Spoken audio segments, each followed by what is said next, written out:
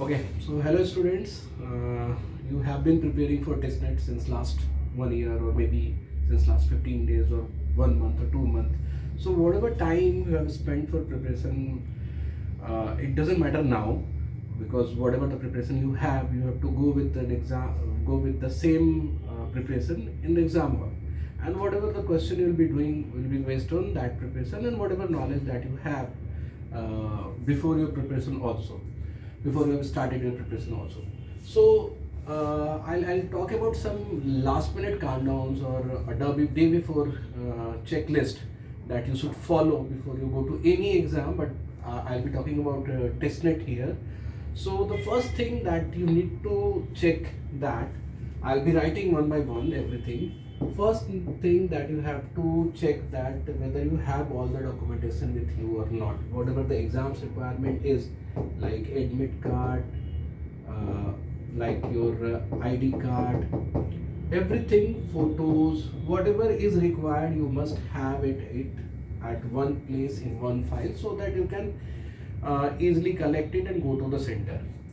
Second point that I'll say, these things that you have to do before a day before the exam, like today only.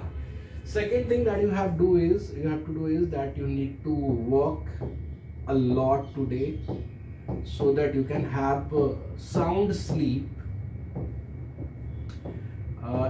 It's my experience. I have been appearing for competitive exams since long, and I have seen whenever I sleep, I have a good sleep before the exam. The number of questions that I attempt, it increased by some substantial 10%, or the accuracy also increased. So you need to sleep a lot before the exam day, and then you should work. You should get little tired before the evening, so that at night time you can have a very sound sleep. So this is very important, I'll say, because mainly students avoid or ignore because they have lots of stress. They used to talk a lot of people that tomorrow is their exam and they don't sleep on right time. They stay awake with Insta reels and YouTube shorts. You have to avoid this. And take a sound sleep so that you can do good in your exam.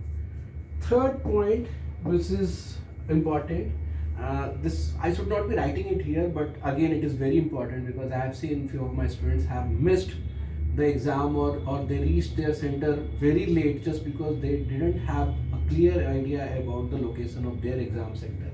So the location of exam center should be in your mind properly, that how will you reach there, and you need to reach the exam center at least an hour before. So now let's talk about the exam day things that you need to follow. And this is day before exam. Rest I'll be writing about the exam day. Have a good breakfast because testnet will happen in the afternoon time. So good breakfast, healthy breakfast, plus light lunch, and liquid, probably glucose or Red Bull or any energy drink you can have 1 hour before your exam. Okay. Fifth point that I'll say, since you are reaching 1 hour before or a little time before the exam, you should avoid talking to other aspirants. I'll say why.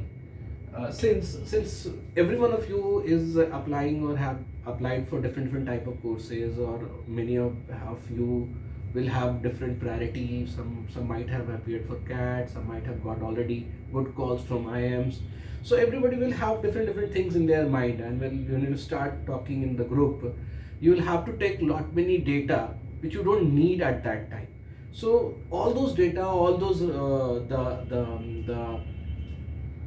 the name of the student with which you are talking, or the from where he is coming and whatever thing he has in mind, everything will have to process in your mind. So that will actually hamper your exam performance.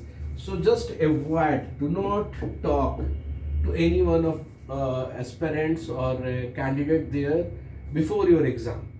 So the sixth point, now I'll be talking about what you have to take care in the time of exam or exam appearing for exam.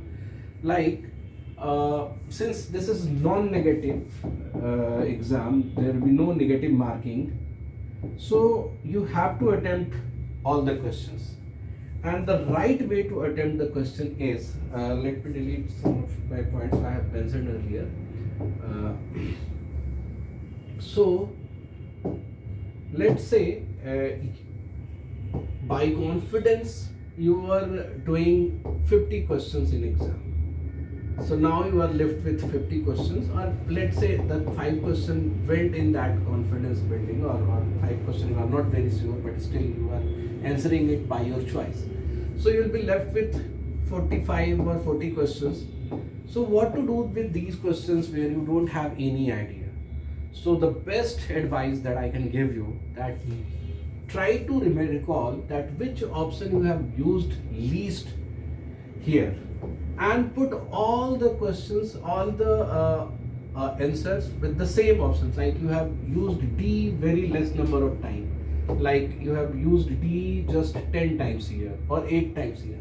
Now put D for every question except those questions where you are quite sure that D cannot be the answer. So don't make any wild guess, do not go for the negation method or anything. Just negate the D, then put any other option that you can want. Otherwise, just put D to all the questions. So this is how you should attempt. By this way, you can actually build at least score at least 11 plus score more than what you were doing it confirmly. Okay. And the last point that I'll be telling you here about is many students ask with which section I should start. So my idea is for CAT or JAT, I always say start with your strong part. Start with the section where you are strong at. But although CAT doesn't says or doesn't give you that opportunity, but here it is. You can move the sections. You can either do GK first or English first or quant and reasoning first. So Pratap sir has also told you about to start with your GK. This will be a good idea because the memory thing which might get tired after doing the quants or verbal questions. So start with your GK, and after that choose any verbal or quant in whichever you feel comfortable. So if you are good at quants, then start with quant. If you are good at verbal, then do it, start with verbal after your GK.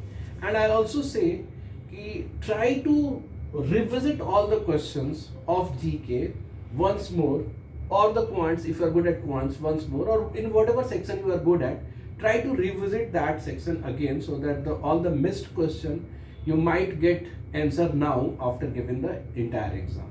Okay, so this is all the